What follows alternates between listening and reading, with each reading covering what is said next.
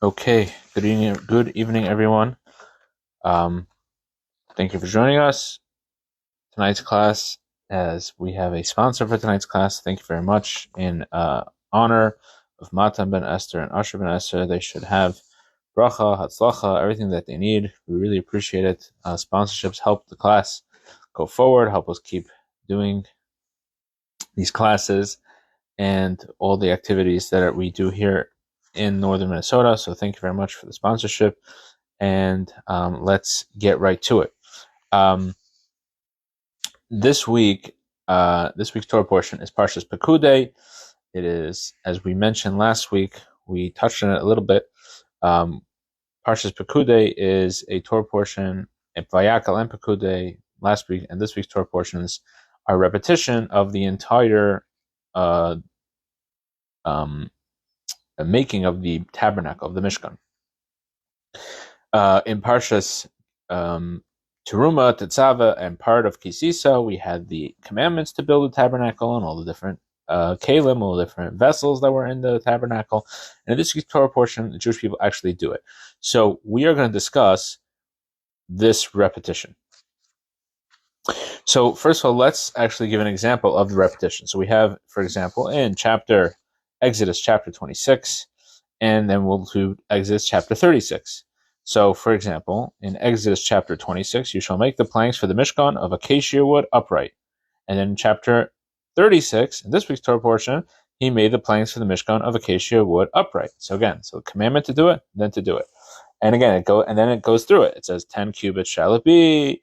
It says each plank shall have 2 pegs. Make the planks for the Mishkan, 20 planks on the southern side. And then in this week's Parsha, he made the planks for the Mishkan, 20 planks on the southern side. So we see make 40 silver sockets. And then in this week's Parsha, he made 40 silver sockets. So we see a clear repetition of everything exactly the way it was written in Parshas Teruma Tetzava, except now it's he made it instead of you shall make it. Okay.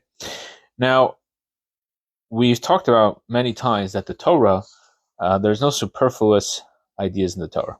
So the first thing that you're going to think when you get to Parshas Vayakal and Pekudei, you're going to think, well, what's the purpose? Why are we repeating everything?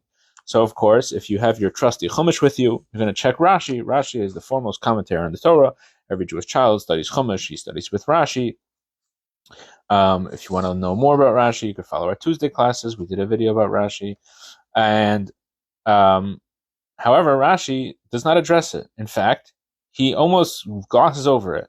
So, for example, in last week's Torah portion, it starts off, the first commentary is on the Rashi gives in Parshas Vayakal.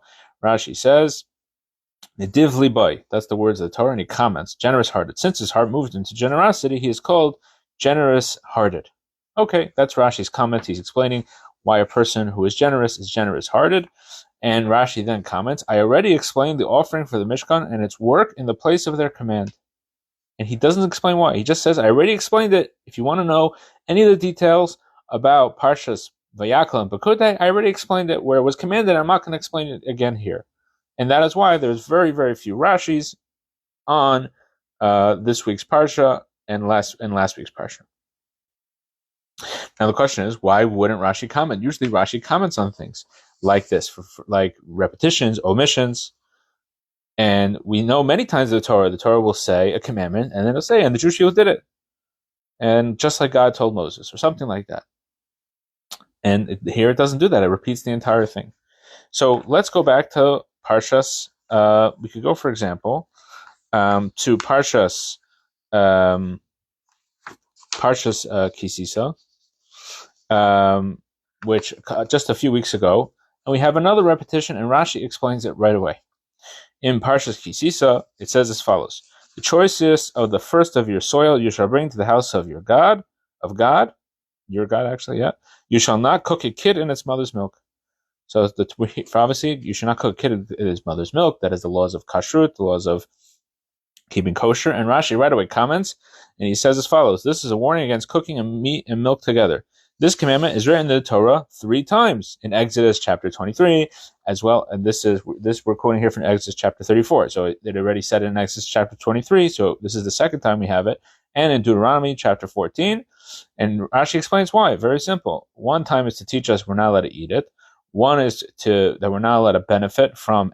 We're not just can't eat it. You cannot benefit from the cooking of from not kosher mixing milk and meat specifically.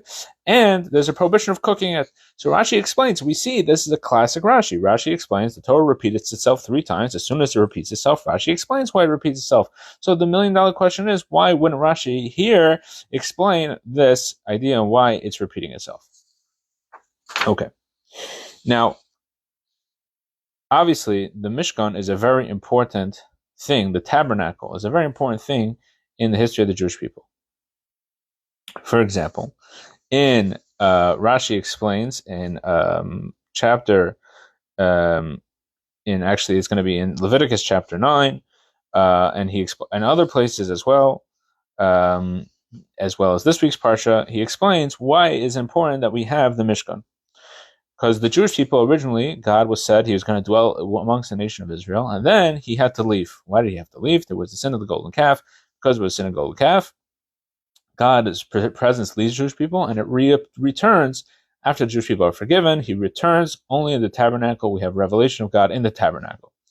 And so obviously our relationship with God is directly correlated with the tabernacle. So it's a very important thing.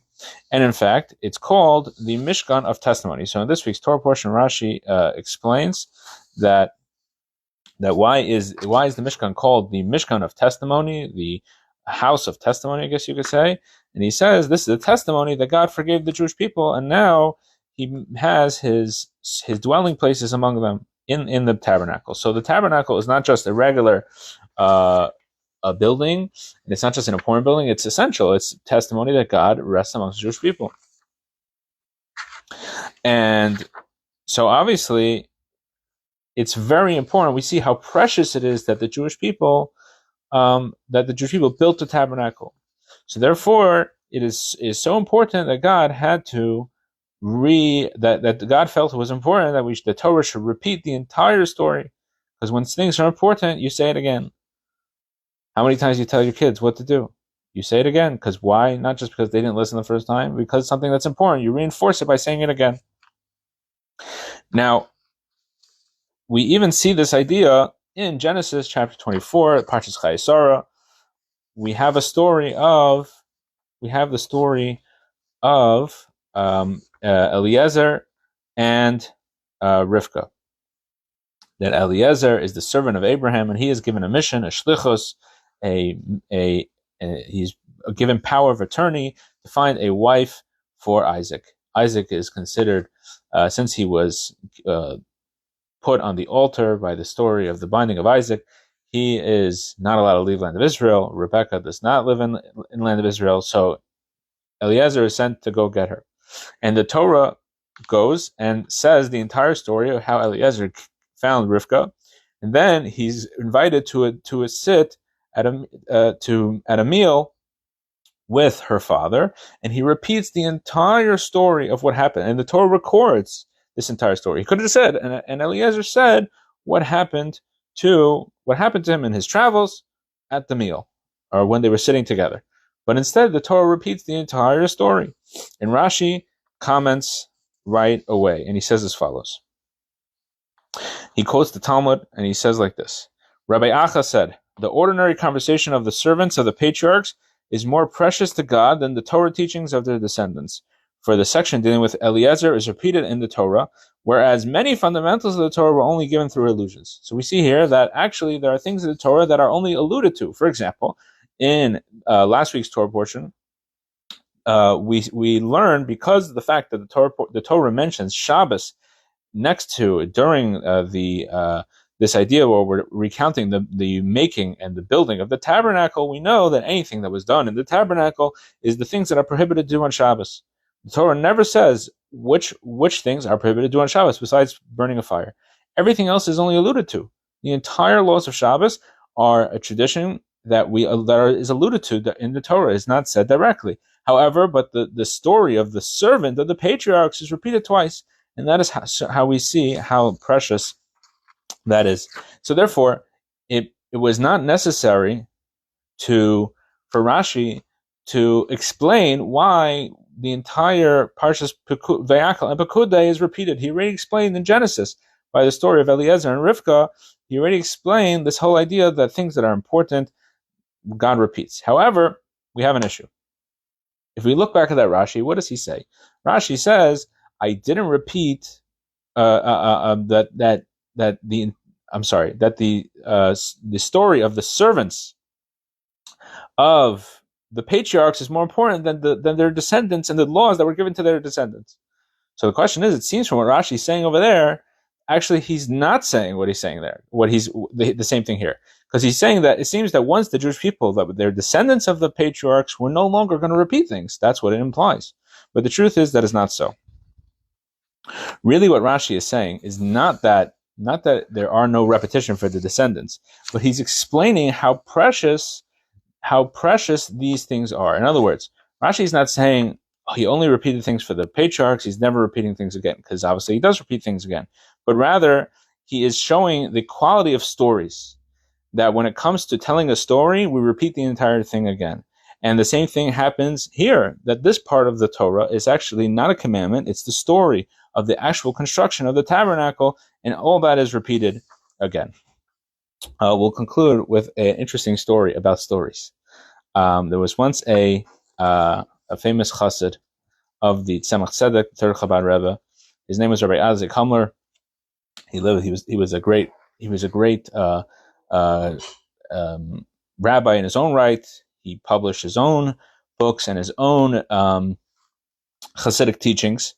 And one time, for whatever reason, he had to meet with with Rabbi Yisrael of Ruzin, the Ruzhiner Rebbe, and he goes there. And while he's there, he observes the conduct of the Ruzhiner Rebbe. And what happened was, at one time the Ruzhiner Rebbe had audiences for people, and two people came to the audience because they were both coming for approbations for their book that they were about to publish. So they wanted to get the haskama, the approbation, the forward, if you want to say, from the Ruzhiner Rebbe. So the first one comes, and they both came at the same time. And the Ruzhiner said, "What are you here for?" He says, "I've written a book on Chidushei Torah," which means Torah insights, ideas of new ideas that have not been written about before, about Torah ideas.